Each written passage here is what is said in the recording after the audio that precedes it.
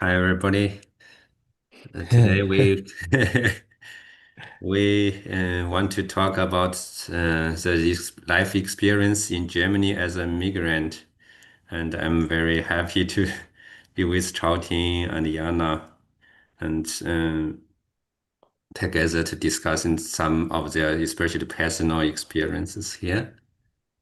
And to begin with, Yana, can you please introduce yourself shortly about uh, yourself and your life in different countries, especially in Germany, as an overview? Yeah, of course. So I was born in Toronto, Canada, and I lived in Canada until I was 35, I think. I spent 16 years in Montreal, and anyone who knows anything about Canada knows that Montreal is, I mean, Quebec, the province that it's in, is almost like a different country. So living there was like having a new cultural experience. But I had wanted to live in Europe for a long time. And so I was looking for job opportunities there. And I happened to find an opportunity in Amsterdam. And my mother is Dutch. So I really was excited to move there to connect with that part of my cultural background. And I lived there for about a year and a half and then got another job opportunity in Berlin. Lived there for 7 years. And since then, about a year ago, I moved back to Canada. And most of my work experience has been in the video game industry. It's a very international industry, and relocation for the sake of a job is quite common. Mhm. You also, have you ever been in other countries uh, or I've continent? Yeah, I've visited other countries. I briefly lived in South Africa. Ah, I lived there for 3 months in Cape Town. oh. And I had an internship there and an apartment, but it was not really a long-term plan. So I had a 3-month tourist visa and I just left when it expired. Mm. So, uh, I think you also already know a lot of, you have a lot of experience like living in a foreign country, right? That's right. I mean, I've almost been living in a foreign country ever since the age of 19 when I moved out of my parents' house. You mean already Montreal? Yeah, I would It's a say in joke. Montreal, it felt like a different country. Can you say that? I think Okay. so because it's a different Uh, culture and a different language. Okay. Okay. S- that's a very strong sentence. Okay, Choti, how about you? hmm Yeah, my background is not so international like Yana. I'm a Chinese. I grew up in southwestern China, namely Sichuan province. And my university was in Beijing. And after graduation, I worked in Shenzhen for one Chinese telecommunication company as one software engineer. But I'm not interested in technology at all. So I'm more interested in foreign countries. I want to go abroad, any country outside China. I want to go there. So that's why I applied to join the international sales and marketing department of my company. My request was approved, but I have no connection. I have no powerful connections. And I was sent to West Africa. West Africa, Nigeria, Sierra Leone, and Liberia, something, the poorest country in the world. You know, Africa is very diversity. I think East Africa and South Africa are quite good, but West Africa, it's really hard. So I have worked in West Africa for 5 years, and then I was sent to Germany because my performance was quite good. As a compliment, my company sent me to Germany. Then I suddenly like this country, and then I decided to stay in Germany. I came to Germany in 2010. I have worked for 3 or 4 years, and then I decided to resign because I want to study at a German university. Then I came to Berlin. So I started my new major for political science from bachelor, master, and now I'm in the stage of so-called promotion. I'm writing my dissertation. I mean, I'm writing my dissertation. So that's my story. Since 2010, I have been in Germany. This means I have lived in Germany for around 16 years. So I have a lot of experience and, of course, very complex feelings about this country. Wow, great, great. So you come here basically because of work, right? And then Yeah, also study. Hmm. yeah, yes, Especially, I think your story is slightly different as the usual Chinese, right? Usual Chinese come here to study at a young age, and you come already after a lot of years working and in different countries. Wow, yeah. amazing. Mm, Yeah, my situation is different because I'm not so rational like other Chinese people. I think most Chinese people are very rational. I'm not so rational. Sometimes I make stupid decisions. So okay, yeah, yeah, as a strategist. yeah, yeah. As a strategist, you must be rational. So I'm researching strategy, but I'm definitely not a good strategist. Yeah. Yeah. I think you mean rational rather pragmatic, right? Or the Yeah, Chinese are pragmatic rational. or okay, Pragmatic, rational. yeah, of course. For example, if you make any decision, you have to Mm, do a cost benefits analysis. mm. I don't do that. I only see the benefits. So, so, so you will make a wrong decision. I think if you only consider the benefits. And not the costs. Yeah, yeah. And how about you, Jana? Why did you decide to move to Germany? For me, it's quite an interesting question because Canada is also a very beautiful country and one of the richest countries in the world, right? hmm Yeah, Mm, it's a beautiful country. It's a wealthy country. We have access to a lot of nature. You know, when I was living in Europe, when people found out I was from Canada, 95% of the time the response would be like, "Oh, beautiful nature." So it's a great reputation for a country to have. And, I certainly didn't come to Europe out of a lack of opportunity in my country. It was mm, more a matter of wanting to explore a different lifestyle. Like I would say the quality of life in Canada is high, but there's a lot more focus on career and work. And work is a means of determining your social status.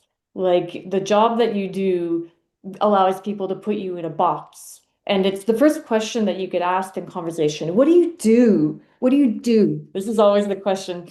And so when I would say I worked in video games, people always say, "Oh, that's so interesting," because and what that meant was I don't know what box to put you in.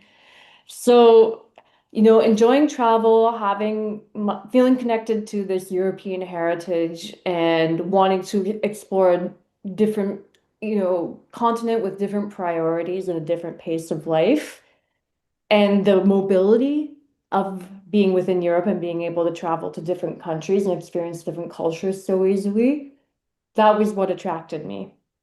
And like I said earlier, with the video game industry, there's a lot of opportunity for mobility. And in fact, you do need to be quite mobile because the industry is quite unstable.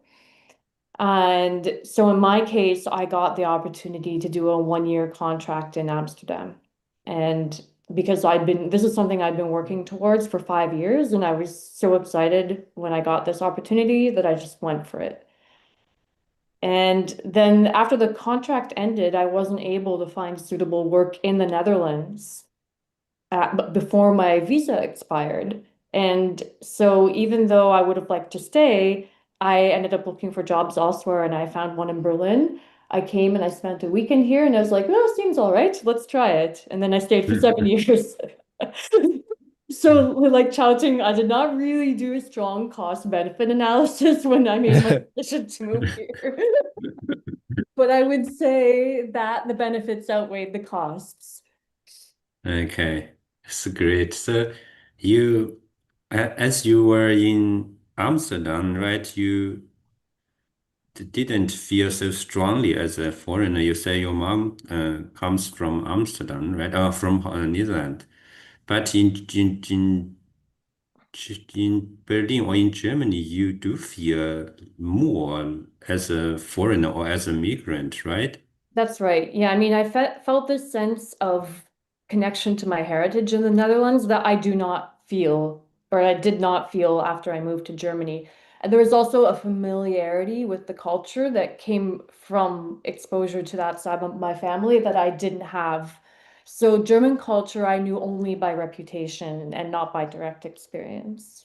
Mm.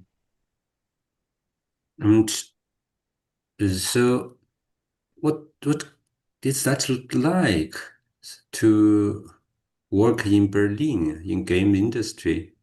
And is there any differences between the work culture or any stuff around this between Canada and between your work experience in Montreal and in Berlin and or in Amsterdam? You can also talk about that, but I just interested in this. So the way the games industry typically works is that there will be one studio in one city, usually a major city, that has a monster hit in the games industry, like a game that performs really well. And then other smaller studios will kind of build like gradually spring up around that larger one as experienced people decide to leave and start their own businesses. So in that way, I would say the games industry in Amsterdam and the games industry in Montreal are similar in that Ubisoft was the first major studio to set up shop in Montreal. And it's, a highly well-known studio with a lot of hit games. And then that kind of grew a games ecosystem around it with a lot of small studios that then became mid-sized studios. Mm, The differences I would say is that in Canada, the games industry is considerably more centralized. mm, Montreal is the biggest hub for gaming in Canada because Ubisoft was the first major games company to set up shop in Canada, and they started their studio in Montreal because it's a French company and they wanted to have their headquarters in a French-speaking city. Then, to a lesser degree, there are also games communities in Toronto and Vancouver. And as you know already, those are the three largest cities in Canada. And other cities do not really have the size to support that kind of ecosystem. In Europe, the games industry is more distributed. I would say that the studios are more spread out between smaller cities. And because of that mobility I mentioned earlier, it's a lot easier for people to move to new countries or travel for work or travel for game events. And so the games community is much more international and there's a lot of exchange between smaller studios in different countries. And I actually like that because in Montreal, I found the games community would feel quite insular and kind of gossipy. Like everyone knew each other, they're always talking about each other. But in Berlin, if I wanted to get out of the Berlin games ecosystem, I could go to a conference in Sweden and meet completely new people. yeah, I think that's really true. Like Berlin is huge, right? It's had such a depth somehow, and you can find almost everything, and also uh, a lot of interesting and very, very outstanding people in that area. Yeah, Mhm. so it's quite interesting. But Chowting, your life in Berlin is a little bit different, although you have had been working for so long. But as far as I know, you are a student in Berlin, right? Yeah, right now I'm a student. Right. I'm enjoying the benefits of being a student. So I eat in the Mensa. Mensa is a canteen of German universities. It's Mm, cheaper than restaurants. So and it's a self-service. So I like the life in Berlin as a student. mm. By the What's your, way, go ahead. yeah, okay. By the way, Yana has talked about the game industry. I know nothing about this industry, but I'm sure you know Tencent, right? So Tencent is the most powerful game company in China. Hmm. Yeah, in the past, I had maybe bad perception toward gaming. I believe it's a spiritual opium, especially for young people. But I think this is wrong. This is wrong. I think gaming industry is important, really important, especially for the military industry. I think gaming industry cur- is related to military industry, but and other industry, of course. So I think I have to change my perception toward the gaming industry. You know, Well, sorry, you don't have Kaiser. to. I mean, there's a lot to complain about. Yeah, yeah. Sorry, Kaiser, I forgot your question. Can you please repeat your question? I just want to ask you, what's your life experience as a student in Berlin, and do you have some thought about like German universities and Okay. so on and so forth, and like we just generally as a foreign student, right, in Berlin, and how you look at the universities, especially after you also studied in China and have another Mm, perspective, something mm, else in your mind, like especially the canteen, right? I also miss the canteen a lot. It's just cheap and warm, and like you just, as you said, self-service, and then it's really uh, something very special experience for me too. I don't know what's your take on it, so please go ahead. yeah.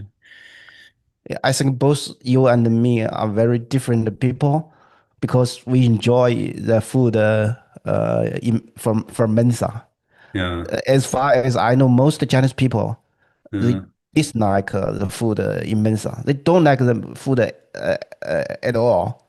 uh, Not delicious at all. But for me, it's okay. Not very delicious, but it's acceptable. yeah. So I think this is the first benefit of being a student at German University. Of course, you have many benefits. For example, you have cheaper tickets. Mm, Right now, we have the Deutschland ticket. It's cheaper mm, than the normal price, only half, I think.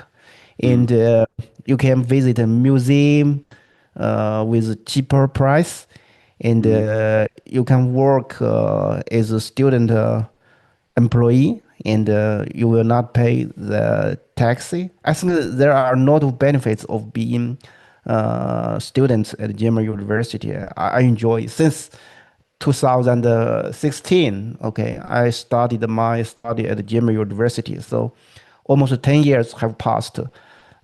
So I know a lot of benefits of being German student. Of course, there are also problems. I think there are also problems compared to other countries like U.S., like China. I think in U.S. And China there is strong connection between the students and uh, the alumni. Okay, alumni help each other. But in Germany, at German University, I don't feel the strong connection between the students. Everyone come and they come just for one event and then they leave. Okay, no connection anymore. So probably this is a criticism from my side for German University. Mm, But anyway, in Germany, the higher education is almost cost-free. I think this is the difference between Germany and the other countries, especially US and UK. I have heard the higher education in US and UK is very, very expensive. very expensive. In mm, China, it's not so expensive, but it's not cheaper either. So, but in mm, Germany, it's almost free of charge. I think this mm, is the benefit. This is undoubtedly the significant benefit of studying at German universities. I'm not sure if they will continue this social welfare because right now the German economy is not going well. If they have no money anymore, probably they will cancel this arrangement. I'm not sure. I have heard about some uh, states of Germany, for example, Bavaria and Baden-Württemberg. They have canceled the arrangement for non-EU foreign students. This means mm, they have to pay for their study. mm, For each semester, they have to pay 1,500 euro, something like that. So this is my feeling. I think it's complex. On the one hand, I'm very grateful that Germany has offered free higher education to me, mm, and on the other hand, I'm a little bit worried about the German economy economic situation. I think it's really bad. The economic mm, situation bad. mm. I Uh, would I'm love to not sure if comment. Okay. they will have money. I think I'm not sure. Yeah. I would love to comment on that actually, because I find this to be a really fascinating difference between Germany and most other countries, and Germany and Canada in particular, I can comment on because I'm most familiar with the Canadian educational system. So I found it so startling when I realized that foreign students could go to school for free here. Of course, they can't attend every university for free here. There are some that charge. But in Canada, foreign students are a mechanism for funneling profit to the university because even Canadians have to pay. They don't have to pay as much as they do in the UK or in the US. But basically, Canadian students' tuition is subsidized by foreign students' tuition. Mhm. So a Canadian might pay, $5,000 Canadian dollars a semester, which is about 3,000 euro. And a foreign student might pay $60,000, which is 35,000 euro per year. And due to ideological grounds, Canadian universities have cut admissions of foreign students by half. And now the universities are suffering because they don't have that revenue stream anymore. So the system is completely different than it is here. Mm. Mhm. Oh, I think interesting. I think the higher education system are completely different between Germany and Canada and the US. I think the fundamental philosophy of higher educations are different in these countries. For US, Canada, and UK, probably higher education is one business, especially for foreign students. They they earn a lot of money from foreign students, especially in UK. In the UK, I have heard, without the Mm, Chinese students, I think many British universities will mm, become bankrupt. But in Germany, the philosophy, the idea is different, completely different. They believe higher education is human rights. Probably this is basic human rights. Every everyone has the rights to study at German universities if you are qualified. mm, This is a difference of philosophy. mm. Okay, Absolutely. Charlie, I think I want to comment on 3 points of you said. Like the first is the universal approach of the German universities, right? They think the right to study is universal for all human beings. And the second one is I find it's very interesting, and I also share this observation, which is the students just come to classes and go, right? Well, then it's very individualized and also concentrated mainly on the content of the courses, right?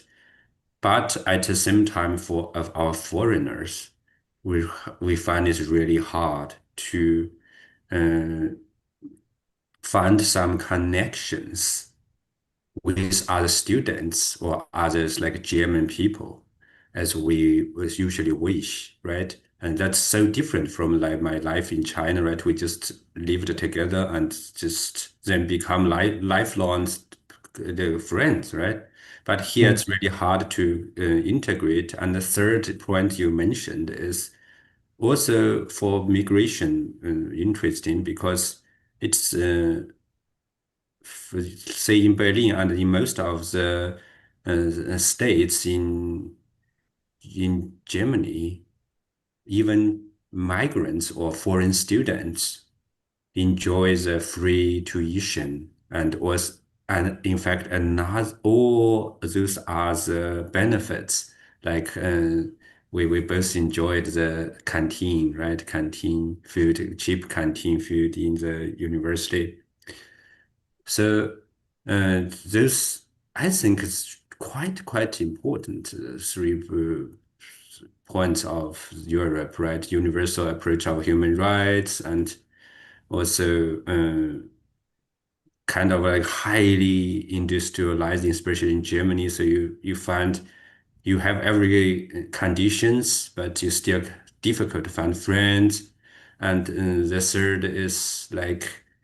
Um, you have the feeling the welfare here is really high, and even as according to what you said, is unsustainable anymore.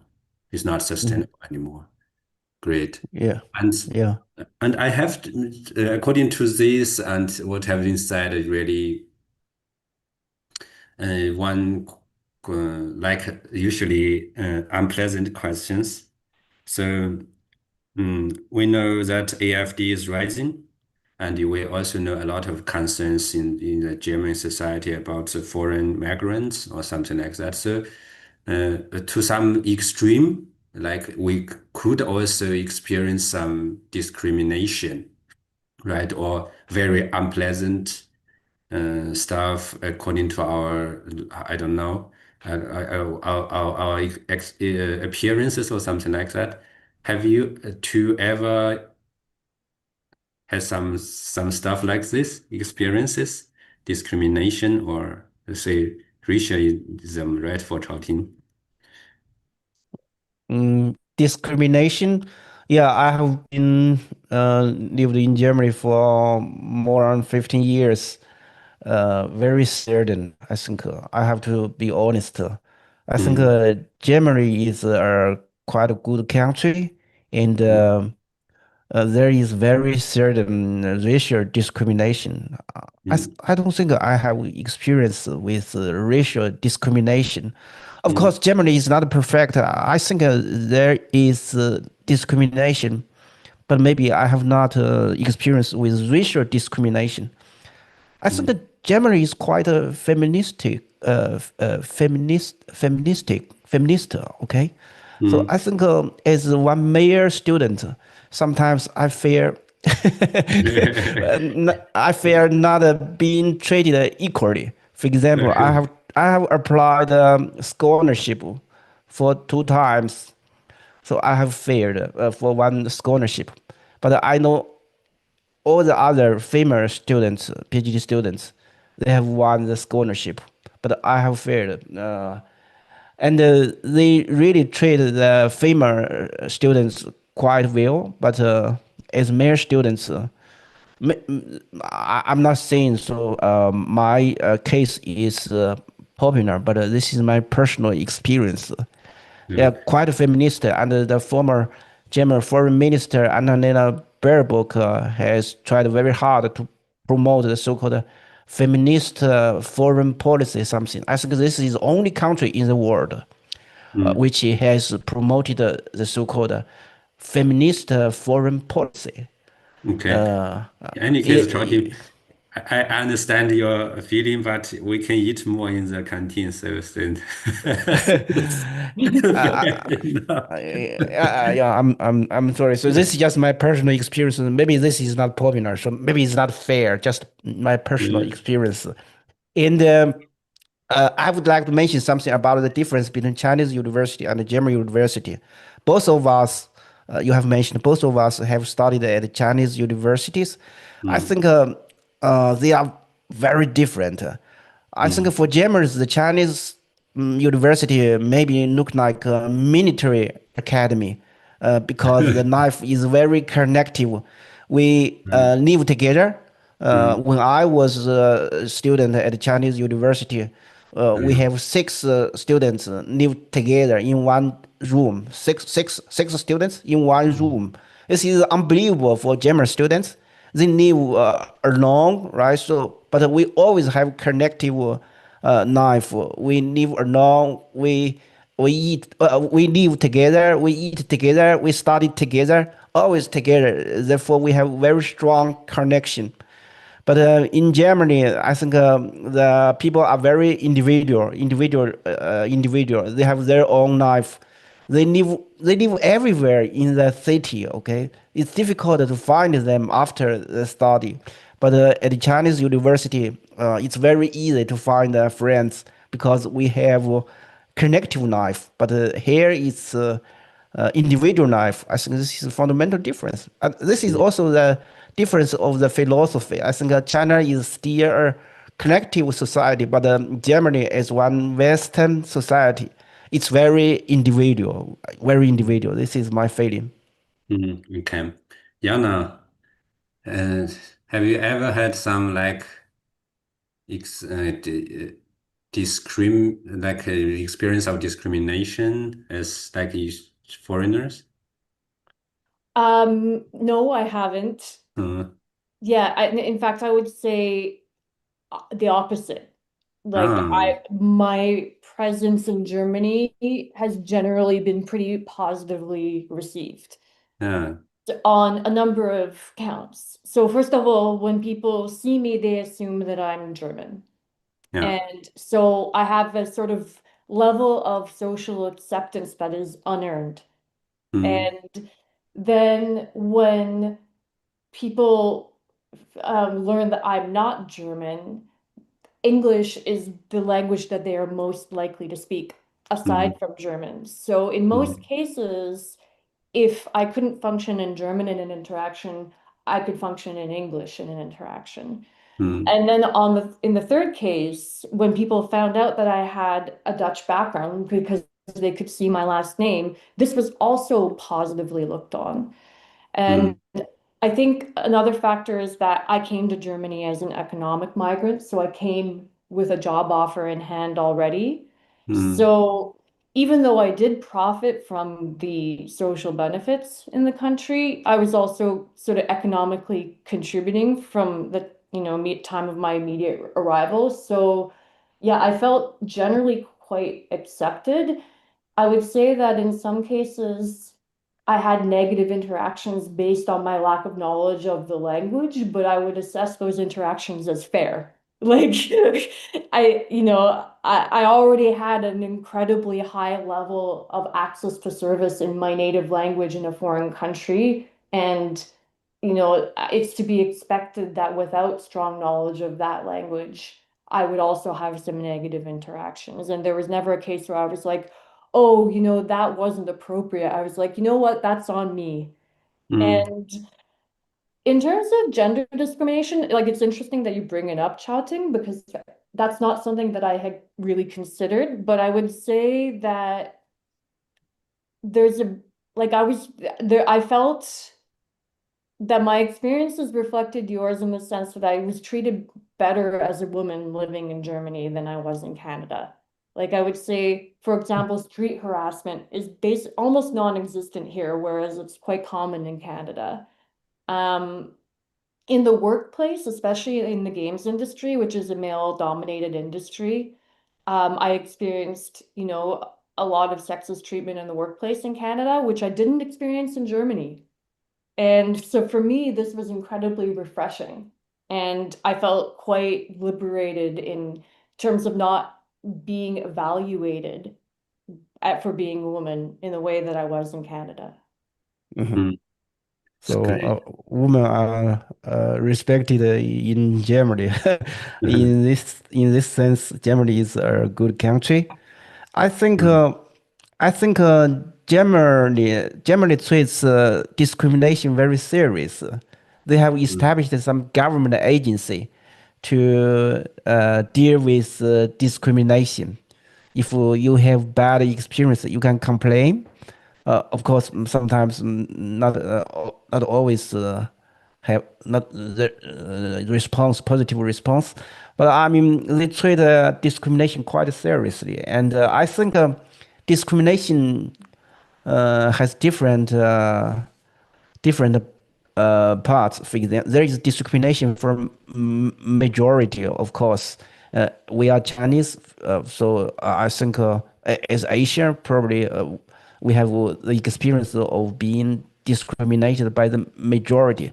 But I want to emphasize that discrimination is everywhere, not only from majority, but also from minority, and even inside the minority communities there is also discrimination. Maybe this kind of discrimination is ignored by people, but I think within the minority community there is also discrimination. I think within Chinese community I always say uh, I think Chinese people are the I think who discriminate other Chinese people. I think most are Chinese people, not foreigners. So, we have to understand mm, that mm. discrimination is a complex issue, Yeah. also within the minority group. That's is you associate different values to different like categories or distinctions. I think that's what you mean here. Anyway, so I want to move to the subject of integration now, Mm. and we already touched a little bit. So, first, the general question.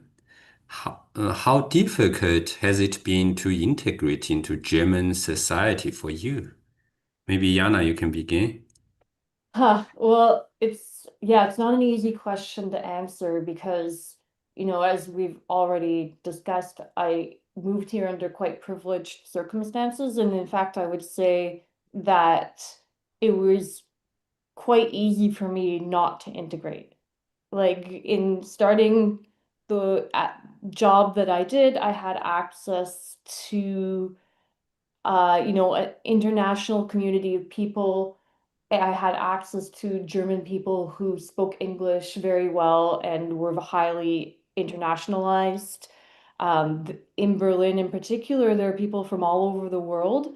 And so I don't think there's necessarily the same expectation here that you integrate that there would be in small town Bavaria. And so Berlin is kind of a place where you can be what you want to be and exist how you want to exist. And I think that that kind of works against integration into the sort of larger national values. And yeah, again, for me, having the English as a native language, it was pretty easy for me to get services in my native language. So I, learned German quite slowly. And in fact, it wasn't until I quit my job and was able to dedicate myself to learning German on a full-time basis that my German meaningfully improved. Mm, And I would say that Canada's values and Germany's values are pretty aligned. So I think part of integration is, how fully you embrace the country's values. So for me, that wasn't a difficult transition. mm, And I would say that in some respects, German values are more aligned with my personal values than Canadian ones are. mm, In mm, terms of with that, what we talked about earlier as education being a human right, that is something that I believe as well. So I, but a lot of the time I felt like I existed in a bubble where, I could go out with my friends and speak English. I could go to a restaurant and speak English. And it wasn't until I started making a serious effort to learn the language that I also felt like I was beginning to integrate. And mm, my experience of learning the language was a real eye opener for me because I registered for a German course that was also an Integrationskurs. So right in the name. And the majority of the people who I studied with were refugees. There were a few people from other European countries, but most of them were fleeing poverty or war or natural disasters in their own countries and had come to Germany in search of asylum. And so things that I took for granted, like legal status in the country, those my classmates could not take for granted. Or, my values being relatively aligned with the countries, not all, that wasn't true of all of my classmates. And I could see in the textbook that the textbook had a primary agenda of teaching the German language and a secondary and very present agenda of inculcating German cultural values. Mm, So, for example, women were portrayed as business owners, as leaders, in a way that seemed very, very calculated. mm, Because I think this is one of the sort of biggest differences between Germany and other countries is the status of women. And mm, so the materials in the course textbooks were very clearly meant to convey that this is a country where women enjoy high status relative to other countries, mm. and that anybody coming here needs to understand and accept that. Mm. So I think you are talking about a different layer of this complicated problem. Like the first, I think you kind of understand immigration of something like embrace the culture or cultural values, as you put it. And second, I think you also have emphasized the importance of learning the local language, which is German here. And third, I think you said according to the definition, then it's easier for you to integrate because you basically has very similar or the same values as the Germans, which say rule of law or like feminism, right, human rights. Uh, but if I'm not mistaken, you kind of say sometimes as an English native speaker, it's a little bit hard for you even to learn English because you learn German because people just speak English with you, and you in the end you have a rather international community with like around yourself rather than a German one, right? That's right. Yes, and so I think basically I understand your like experience in that way, but I want to know what Tao Ting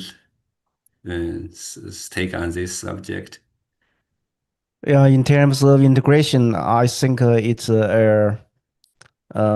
important topic in Germany because right now Germany has many foreigners. As far as I know, 20% German people have foreign heritage.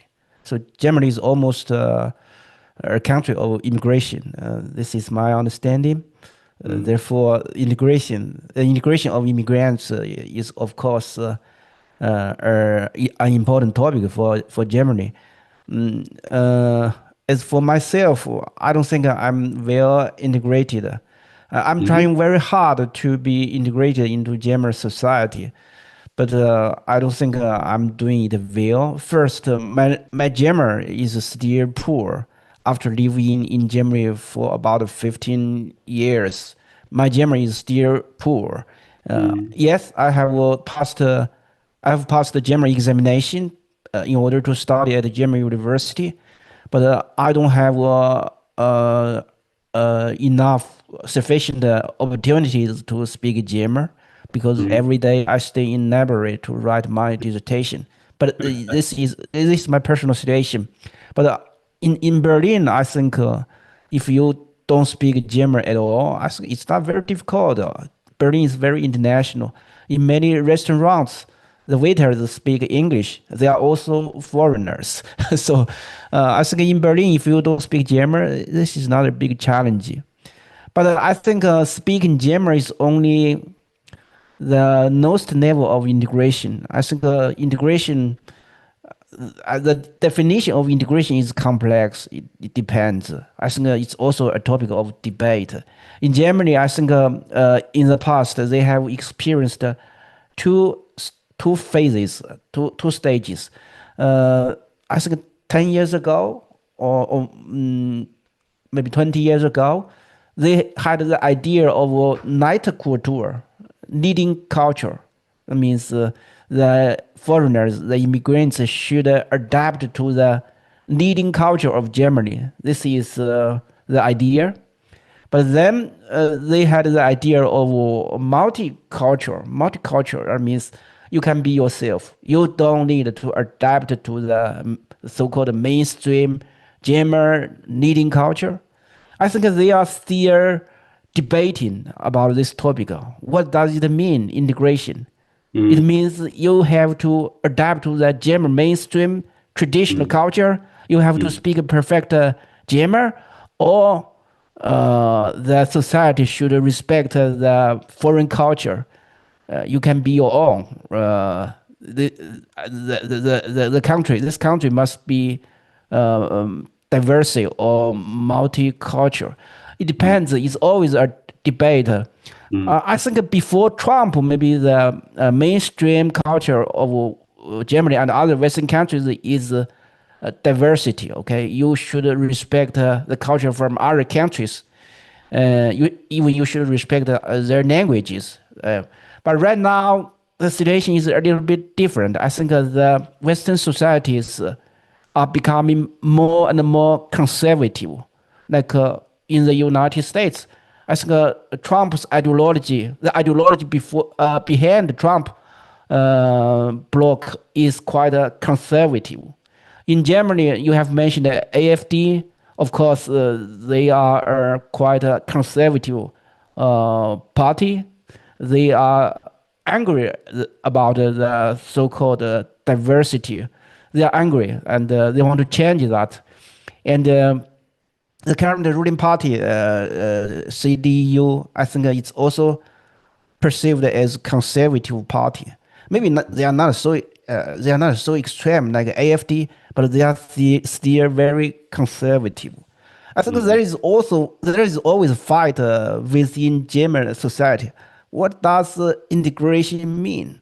I don't know. I mm, don't know. But mm, I'm trying very hard to be a good person, good people in Germany. I'm trying hard to learn German language. I have organized the Stammtisch. The mm, main motivation is to practice my German. So mm, yeah, yeah, my situation is that I'm not well integrated, but I'm trying very hard to be a good citizen in Germany. mm. Oh, Mm. very good. So I think basically first you and Jana are aligned in saying that learning language is a very important index of integration into a country. I think, but you have different opinion about what the integration means. And Jana, at least at first, she mentioned integration means embarrassing. How to say that? Embrace and to like accept and maybe practice the leading values or leading cultural values. But Chao Ting pointed out there's a tension between diversity and this kind of understanding of integration. Especially, I think now it's not only A and B, especially the leading culture uh, is diversity. So whether you should you should conform to the culture of diversity, right? If you can't conform yourself to the leading culture of diversity, then you kind of like go to the opposite of it. But anyway, that is another question. So here, I think uh, you have a slightly different understanding of what migration means. Yana, do you have any response to that? So I think that I was only speaking for myself when I said that my values were relatively aligned with German culture, and I'd also agree with Chao that it's a complex issue. You know, first of Mm, all, he very rightly pointed out that cultural values shift, and so to say an immigrant should embrace cultural values kind of insinuates that those cultural values are fixed, and I don't believe that they are. In fact, mm, I think sometimes but they can shift very quickly. So if we give an immigrant this abstract goal of embracing the values of the dominant culture, then it's kind of a case of moving goalposts. And I think I'm better positioned to speak to Canada's cultural values around immigration than I am to Germany's. And I know that for a long time, Canada prided itself on its welcoming attitude toward immigrants, or at least that was the case when I was younger. But I've also seen a similar shift away from that. Like mm, Canada used to call itself a tossed salad, where not only was there an obligation on the part of immigrants to sort of live harmoniously within Canada's cultural context, but there was also an obligation on the part of people who had been born in Canada to accept some mm, flexibility, have some flexibility toward other cultural values. And I see mm, that attitude hardening. So, mm. I think that this relationship is always changing, and that I was there at a time that was like there was that tension or that contradiction that Chongqing mentioned wasn't there for me, but I definitely see it happening and shifting rather quickly. Mm. Okay, Chaoting, do you have any response to this point?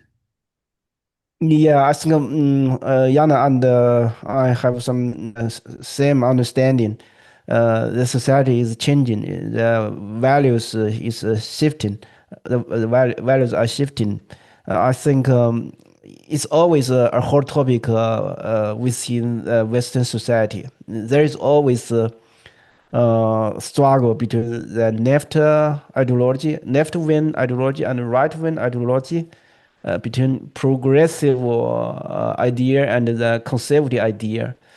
It's always changing. So, as one foreigner in Germany, so I think first of all, I have to have strong motivation to be well integrated. I should learn German, and I should make some social contribution. Uh, yeah, Mm. it's a consistent topic, but Okay. um, but we should try very hard to be well integrated. Yes, that's exactly what I wanted to ask because the definition of immigration was so interesting. So I went to that into that first, but what you said, Chaoting, was so interesting for me. You said you believe you are not well integrated, but I have not the opposite like perception of this. You know, we know each other for a few years, and then for me, you your German is good. In fact, I think you had C1 a lot of years ago. Yes, and then especially the Stammtisch you organized was really fascinating for me. Just I can explain a little bit to you all what does that means. So, Chao organized a Stammtisch, I think, kind of like between 2017 or 18, right, to shortly before COVID. And nowadays, he's still organizing similar organizations, and it's a Chinese-German Stammtisch, and it happened in weekly basis before COVID. And sometimes, we have even barbecue parties, and then it kind of like 80 or 100 people come to the Tempelhof, I think, if I remember right. And so maybe Yeah. generally half of them Chinese and half of them German. And so you not only you try to integrate yourself into the society, but you kind of like build up a platform and public space for the foreign population here, and those German people who are interested in Chinese culture come together. And so for me, it's just a high level of integration.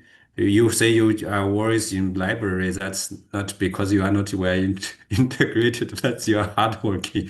So, any case, anyway, so that's my understanding of your program. Maybe you can also introduce a little bit the ideas behind Stammtisch, or was that and another programs you are running. Yes, thank you.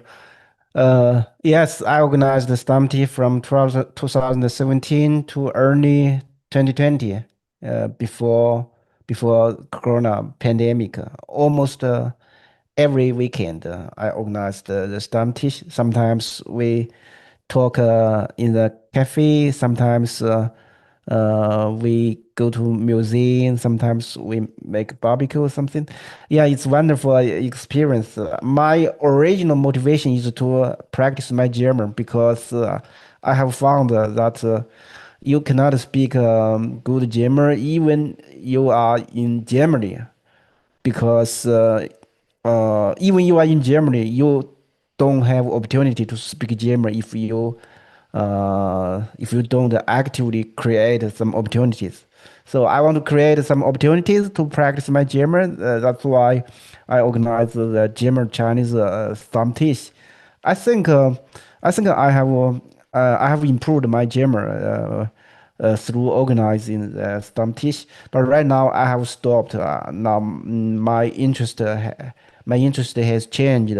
So that's why my German is becoming worse, worse. So I think I'm thinking about it to restart the initiative of German Chinese Stammtisch because my German is right now really not good.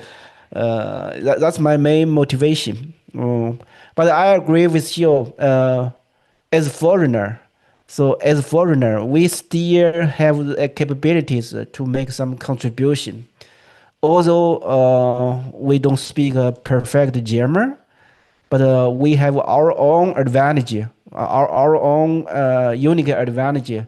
We can make some social contribution as much as we can.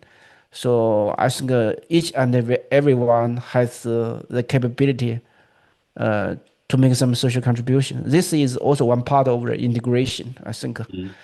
Great. And I think that's really, you put it very well. And then maybe I should ask Jana, do you have any response to that? And also, what do you think what still can be done, say from you have from the German society perspective or from like Canadian perspective, something more easier for other people to integrate, and maybe even for those people like Chowding who are engaged to do some like those organization or social activities, makes it easier for them or something like that. Any advice for those integrations, Do you have any or response anything? That's an Yeah, open I mean, question. I think this is a wonderful initiative. And I think that the idea of integration is quite an abstract one. Mm, And I think that what on a day-to-day basis, what integration represents is having good relationships with people from the local culture. mm, And I found that for me, there were not a lot of opportunities to easily build those relationships. And for people coming from less privileged situations than myself, there were even fewer because they're seen as outsiders and they don't have a fluency in the cultural norms to even know that these opportunities exist for them. And so I think, especially when I was doing my integrations course, I wish that like I was thinking to myself, like, how could we build more bridges between the people in this class and Germans? And so I was thinking, what about some kind of buddy program where you do maybe a language exchange, you have someone who helps you navigate the sort of administrative or bureaucratic aspects of immigration. And, individual relationships are great, but a group where you can do these kinds of cultural exchanges would also be wonderful. I guess the question is like, how do you make these relationships feel organic instead of mandatory? Because like, no, now you have to go do your mandatory integration program with your buddy. But I think just sort of creating environments where these kinds of organic connections can evolve and more Mm, intercultural spaces and mm, making information on those spaces more available to people when they first arrive, rather than just saying, oh, what it was it like bed, bread, and that's it. Like that's all we're going to give you. So like, how mm, can we get you making a contribution as quickly as possible? I have a friend who desperately wants to be a train driver, and he's just for a while, for 2 years in Germany, he was not working somehow, like in a country where public transit drivers are desperately needed, this man was unemployed because he wasn't legally allowed to be employed. So why not, look at needs that need to be filled and direct people toward them? Like why not look at building those bridges in a more systematic way rather than being like it's all your responsibility to integrate. mm. Oh, great point. I think now we can kind of come back to the old question, what is integration? And Jana, I think your proposal is organically um, in connection, organically meaningful connection to the local people. Hmm. Basics, and then according to, I think if we have this definition and also align it well with our experience, I think that's also what Chao means. He's not well integrated because some guy who is everybody in library, how can he organically have some like meaningful connection with local people? You just have the connection with the bookshelves, right? So, Yeah, yeah. Yeah, you have no interaction with people. I have only interaction with books, with computer. uh, Even with my neighbors, I have very rare interactions. mm, So in that sense, I'm not well integrated. Yeah, mm, I agree with the definition from Yana. You yeah. must have good connection with the local culture. Mm. Yeah. But And I think that that doesn't necessarily imply giving up your culture, right?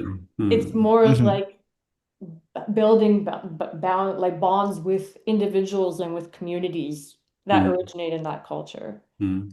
And also interestingly, like Jana's proposal is to build more bridges.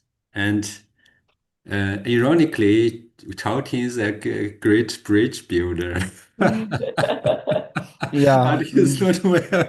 I think you maybe go one step further, Chao, just then not only organize that and for people who come often to that, I think you are also doing, and then invite them also to dinner and go and save some money from the save some time from library and go for Mm. to go to eat with them. Just basically find some interesting people, right? I think. Yeah. Yeah. Mm, Yeah. mm. And one very big differences between you two is like Chaoting, you are after 16 years, you're still staying in Germany, right? And Jana has left Germany and came back to Canada. So maybe I should ask a question to Jana first. Why did you leave? So I think. that my decision to leave was rooted in the like Corona time. That's where the seed of the idea to leave was planted because I'd been living in Europe for 3 years before Mm, that, a mm, year and a half in Amsterdam and a year and a half in Berlin. mm, And I think that I took it for granted that I would always be able to go home and visit my family in Canada whenever I wanted. And Corona made me realize that I could not take that transportation access for granted. mm, So it was 2 years before I saw my parents. So I didn't see them from 2019 to 2020, from Christmas 2019 until Christmas 2021, I think it was. mm, And by that time, they had visibly aged. And every year when I went back to visit them, it became harder and harder to leave. And then the second factor that drove my decision was an illness that I experienced. So I was quite sick and I was in and out of the healthcare system pretty frequently in the year 2022. And I found that this is where my lack of fluency in German had the biggest negative impact. mm, Because sometimes I could receive health services in English. Most of the people that I met were great. And even if they didn't speak English well, they would still try their best to communicate with me. But it was definitely a significant barrier to getting care. And I also felt like I didn't have the personal support system that I needed to navigate this situation well. mm, mm, And then the third factor was that I decided I wanted to switch careers. And even though I worked hard to improve my German, because my background is in communications, mm, I didn't have access to jobs that I was qualified for because my German, however hard I worked at it, would never be equivalent to that of a native speaker who is, has communications as a specialization. So the job market became very difficult for me to navigate. And so those three factors together, wanting to, spend more time with my parents, being afraid to be caught in another crisis without the support system and access to services that I needed, and, a lack of access to jobs that I was qualified for, those were mm. the primary factors in my decision to return. So it's, I think, except the second one, mm, I don't know. The third one is definitely not directly to integration. And the second one, I think it's kind of a integration or the limit of integration because you can never be as fluent as a native speaker, especially when you are sick, right? It's Mm-hmm. important the language you speak and you want the doctor to understand you fully, but Mm-hmm. whether in English or in German, that's not possible. That's Mm-hmm. not a realistic goal. And the first, I think, also come to your your definition with integration, which means the deepest connection, which is organic and meaningful, you have to other people is that you have to your original family, right? Mm-hmm. And Mm-hmm. then you find out how hard you try to establish some connection here in Germany. The the the connection to your original family is still calling, right? That's right. Um, Claudine, you have any comments to what Jana has said? Yeah, I agree, totally agree. But my situation is a little bit different. I came to Germany in 2010. Before that, I worked in Africa. So you can imagine the shock from Africa to Germany. So for me, Germany is a perfect country at the time. Especially the infrastructure is first class. I enjoy the highway, Autobahn, very much. So basically, I'm very satisfied with my life in Germany until now. I have no experience of racial discrimination, something. I'm satisfied with the Mensa, okay, and many other things, many other things. But I'm not sure if I will stay in Germany forever. I think maybe I should go back to China when I'm old. I think two reasons. First, it's in the traditional Chinese culture. If you are old, you should return to your hometown, so-called yellow Guigan, right? So I think for the traditional Chinese, we still have that cultural belief when people are old, they should return to their hometown. I'm still very traditional, in other sense, conservative in this sense. And second, I think the cost of living in Germany is increasing very fast, very high. From the cost benefits perspective, I think living in China is much cheaper, and you can have much better service because in China there are so many people that are so hardworking, so they are trying very hard to provide a perfect service like the delivery, like restaurants, like other service. But in Germany, the personal service are expensive, unbelievably expensive compared to China. Maybe this is another benefit I cannot ignore. If you are old, this means you will have less money.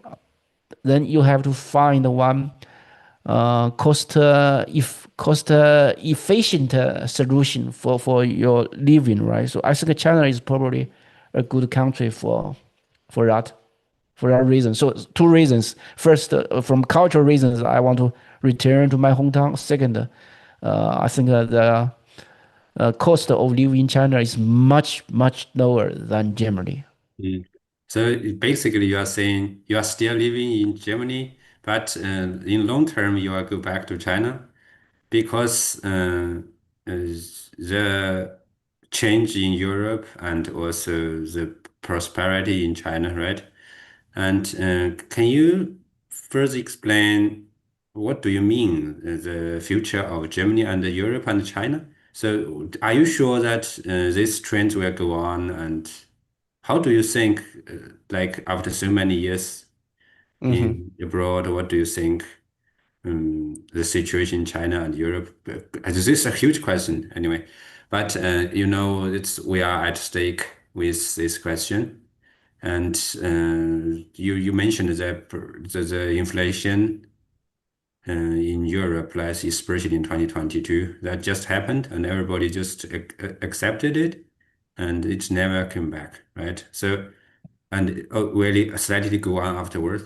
So, what do you think of these big pictures? Yeah. Yeah, it's a big question, but important questions.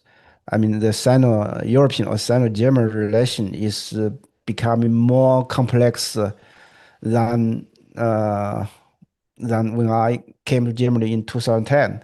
In 2010, my company can sell products to German customers very easily without political limitations.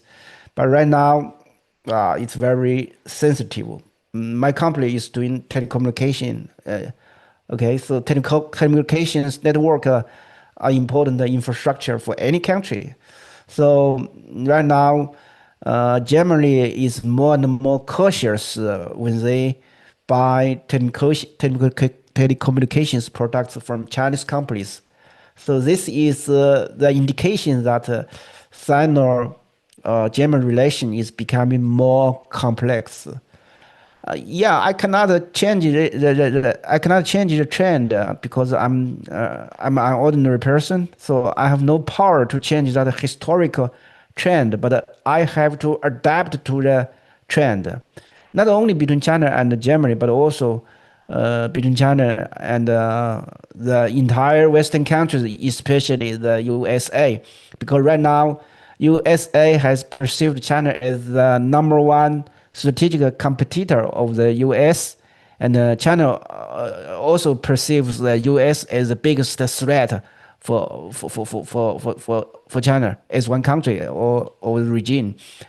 That's why my perception is that the relation between China and Western countries is becoming more complex. So we have to think about that. We have to think about that. Uh, but on the other hand, as one individual person, I really enjoy my life in Germany. I think Germany is a very good country, and I'm very satisfied with my life. And here, people are respected. Each and every individual person is respected. Of course, Germany is not 100% perfect, but basically, in Germany, people are respected and protected. So I enjoy the life in Germany, but I have to consider the big picture. I have to consider the some political change, something like that. Yeah. And do you have any comments, Jana, to this? Well, I think that, we're all kind of watching to see how the connections between countries evolve because just like the attitude toward immigration within Western countries, it's shifting very fast, and so are the relationships between different countries. And, Mm. I know that the Canadian Prime Minister Mark Carney recently made a speech at the Davos Mm. convention which got a lot of attention, which talked about middle powers unifying. That was Mm. kind of the thrust of the speech. Like powers that countries that had previously been dependent on others for military protection and economic cooperation can no longer count on those countries. And Canada and Germany are both middle powers. And so I see a lot of sort of public efforts to build bridges between these two countries and to kind of centralize manufacturing in Canada to a greater degree because right now Canada exports a lot of raw materials and imports finished products. Mm. And so that kind of, it makes us valuable for the raw materials, but it puts us at a disadvantage when it comes to, consumer products that people actually need on a day-to-day basis. Mm. And so I see that this is also affecting the quality of life for people as well as people's attitudes toward what it's possible for them to achieve and also what it's possible for them to do in terms of mobility between countries. Like I see people kind of wanting to in their own countries more, like kind of bedding down and preparing for, negative events to happen, sort of buckling down in the face of turbulence. So it's going to be really interesting to see what kind of alliances come out of these shifts, how long they last, and what the outcome is Mm. for people on a day-to-day basis in various countries. Wow. Huge. A lot of huge subject. And maybe I can ask you to, as I think as our formal conversation, at the end of the formal conversation, and each one can tell me one story that's representative of your experience as an immigrant in Germany. Jana, would you like to start? Well, I think it's hard to come up with one story that's representative of my experience, but um, I can think of one interaction that stands out, which is again related to the medical field. Like I was going to a doctor's office, I had an appointment, and I think even German people would agree with me that most medical receptionists are pretty miserable to deal with, regardless of your I agree. level of fluency in German. So for a while, I thought that it was just me, but it turns out that it's most people have these problems. But the receptionist of this particular practice was wonderful. Like at this point, my German was quite poor, but I was eager to practice it. And so, I was speaking German with her, and I found like because Germans prioritize efficiency and public interactions, a lot of the time people would just switch to English whenever I started to struggle. But she was so patient with me and she just met me where I was and spoke really slowly. And if I didn't understand a word, she would use a simpler synonym. And then she said to me, "And what part of England are you from?" And I started laughing because it never occurred to me that someone wouldn't be able to tell the difference between a British accent and North American accent. But then when I reflected on it later, I was like, well, of course she couldn't. And I think I assumed that she would be able to just because of the supremacy of English in global media. But I couldn't tell the difference between an Austrian accent and a German accent at that point. So why should she be able to tell where I was from? So yeah, that was a memorable interaction for me. How about Chowti? Do you have a story to share Yeah, of course. with the Mm, bookshelves?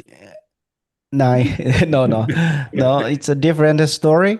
I have lost my wallet in Düsseldorf and Munich, and I have lost my mobile phone in Berlin. And the people, German people, always return the wallet and mobile phone to me. I'm really impressed. And sometimes I also found one wallet, and I returned to the police. So this is my return to the kindness of other German people. So I think this is a good story. But of course, I'm not saying Germany is 100% perfect. Actually, in Düsseldorf, I have lost my bag. It was stolen by some professional crime organization.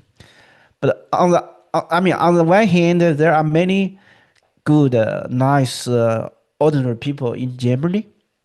They returned my wallet and mobile phone to me, so I'm very impressed. But on the other hand, there is also professional crime organization. So I think the picture of Germany is always complex, but basically my impression is very positive. Mm. And do have the audience any questions on this two interesting, lovely guys and girl? Uh, any questions to them? Please go ahead. Yeah, we have AH and Tom. Mm. Do we have any participant from Chinese side on WeChat or somewhere? No, right? All the people are here. Shorty, Sorry. do you have another like live Oh, okay. No, no, source? No, right right? now. Yeah, right now. All people are here, right? Yeah, right now, no question. Okay, okay. So if no question, then I think Yeah, from my side it's all. yeah. And Thank you, and nice to talk thanks. with Yeah, you. nice to talk both of you. Yeah, Great conversation. Thank Yeah, you. Thank you thank both. you. Bye. thank you, and goodbye, and happy Bye. birthday. Thank you. Okay, bye bye. Bye. Bye.